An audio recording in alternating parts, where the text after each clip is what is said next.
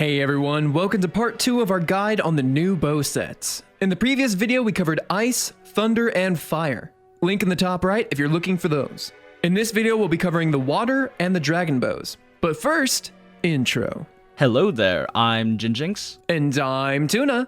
And we're the Monster Hunter Math Guys. And this is Pre Iceborne Bow Meta Part 2, Water and Durgan builds. Now, as always with these videos, there are a few things I want to mention first. First off, all of the build cards we show in the video do have standard attack buffs as well as the best possible damage coating, so either power coating or close range coating depending on bow added to the builds. This is actually incredibly important for bow build comparisons because certain bows like the Kjarr bows have higher raw damage but less elements, so they benefit more from stacking these different raw multipliers. Which means that in order to get an accurate comparison of how much better they are compared to other bows, you do have to add these different modifiers in. Secondly, I do want to start off with a quick disclaimer. All the builds, analysis, breakdowns, and everything we do on the channel are not meant to tell you how to play. Unless you are a speedrunner or otherwise care about max deeps, these are not the only way to play and we are not suggesting that. We are simply trying to give you factual information on the relative strengths of different builds and playstyles and to let you know what the highest DPS loadouts are for this game. If you aren't comfortable playing without health boost, sweet, fit in health boost. Play how you like and enjoy yourself, this is a video game after all. And finally, this bow meta set series is a series because there are a lot of builds due to variations between different constitution and stamina surge levels. If any of the stamina skills discussion confuses you when it comes to these builds, be sure to check out our bow stamina guide where we talk about it in depth. Link to that is in the top right and the description. So first up are the water bows. So for the water bows, the best is still the Kjarr. This is actually a bit surprising considering they can't use power coatings, which only multiplies raw.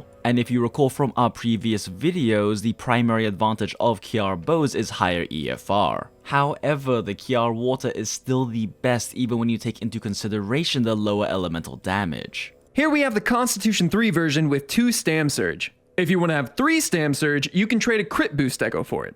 Again, a cheap trade-off, but arguably not worth it because the lower benefits Stam Surge 3 gives you over Stam Surge 2.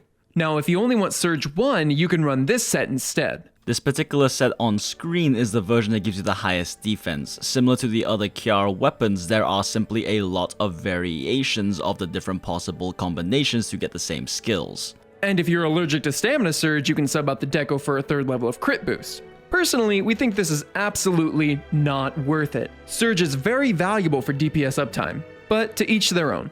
This is an easier to achieve version of this set. Again, you can swap out the crit boost deco to run either Surge 0 and crit boost 3 or Surge 1 and crit boost 2.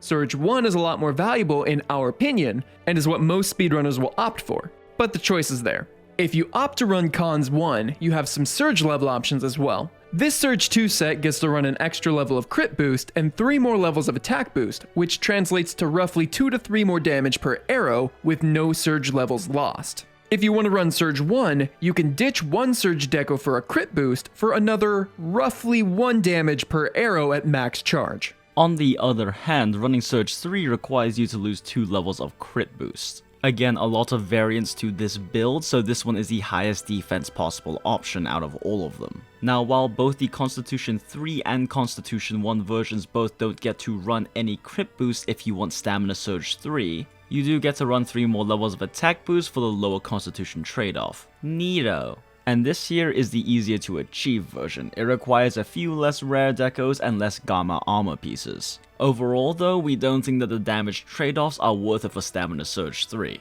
Due to its weaker overall effectiveness compared to Stamina Surge 2 or Stamina Surge 1, it's just not really worth it because it's kind of overkill. But again, it's an option if you prefer it. Now the next best bow is the old Tareth water bow, KT's old water bow. This was of course the best water bow in the game until the Kjarr water bow came out. And similar to the Tareth Thunder bow from the last video, the build hasn't really updated at all. The build on screen is the Constitution 3 version, and just like all the other Tareth bows, unlike the Kjarr, there aren't really multiple versions. Running crit element and free element with the bow skills limits your build so greatly, there's really only one combination that reaches an optimal loadout. And just like all other Tareth bows, there is no way to fit Stamina Surge into this build without dumping very important damage skills. But them's the breaks. Due to this having a very low 75% affinity, on average it does deal lower damage than the Kjarr bow. However, it is entirely possible to get lucky and crit more than 75% of the time in a run and potentially beat the Kjarr bow. So it is theoretically possible to see this bow on some TA speedruns, just be prepared to reset a lot if you do this. As for the Cons 1 version of the set, we can get one Stamina Surge, at the low cost of a level of attack boost, crit boost, and 2 levels of constitution, and using a voucher every hunt. Free element 3 is really expensive, guys. Yeah, use the Kjarr bow if you got it. If you have neither, the best craftable bow is the Hunter's Proud bow. The sets for that are exactly the same as the Taroth water set, except it has a lower base element, so just change one water deco into an expert deco and call it a day. Next up are the dragon bows, so unsurprisingly Kjarr is once again the best dragon bow. Here is what the Constitution 3 and Stamina Surge 2 set looks like for the Kjarr Decay bow. Again, there are a lot of variants, so this is the highest defense one. Now, if you've been playing bow for a while, you probably remember that back in the day, Valhazak's bow, the Tareth Queen, as well as the Dragonbone bow all competed for the best set, just kind of going back and forth as metas changed. Well, that's dead. The Kjarr Decay bow is the absolute best now. At 485.8 effective roll with this 2 Stamina Surge build, as well as 41.85 effective elements, this just straight up outdamages every other dragon bow in existence at the moment. On top of that, it's the most flexible dragon bow in the game. It has the ability to fit every different level of Stamina Surge you might want on the build, as well as have the option to switch out other skills if you don't want to run as much damage but want some utility like health boost. Now this variation here has lower defense and is technically a bit easier to achieve. It also gets Bombardier too if you ever decide to use bombs, which I'm not sure if you ever will because bow combos will just out DPS bombs anyway. But you know, it's a thing. Both of these builds run Crit Boost 3, but if you really want Stamina Surge 3, it only costs you 1 Crit Boost Deco with this build. Now that only costs you roughly 1 damage per arrow at max charge level, so maybe it's worth it, but again, we do think it's kind of overkill. But it's an option. If you want more damage per shot, there are also Surge 1 variants of these sets. They gain Attack Boost 4 in exchange for dropping the Surge 1 and losing a Dragon Attack. That last level of Dragon Attack only gives you 10 Dragon Attack, which oftentimes just gets rounded off anyway. We only run it in Surge 2-3 versions because it's literally free with the arms. Here's a slightly easier to achieve version of the set. Emphasis on slightly. You could change out the Crit Boost Deco for Surge 2, but the Attack Boost 4 isn't better than Crit Boost, so you would end up with a worse set than the previous ones. Now if you want to maintain Attack Boost 4, Crit Boost 3, Dragon Attack 3, and Surge 2, that's what the Cons 1 sets are for.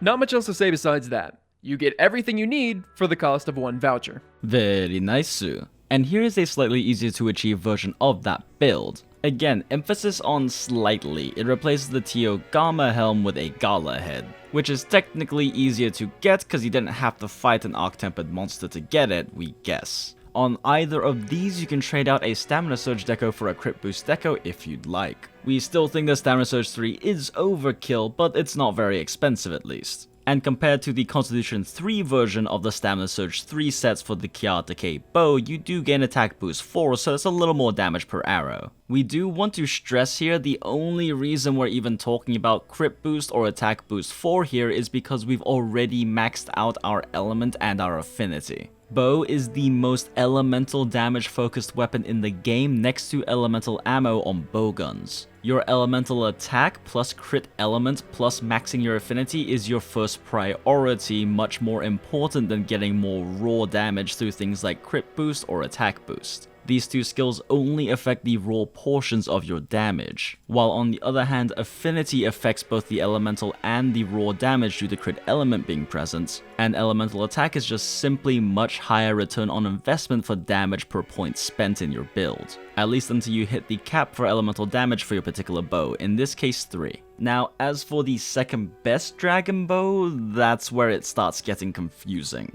That's a long enough topic that we're going to do a separate video explaining it.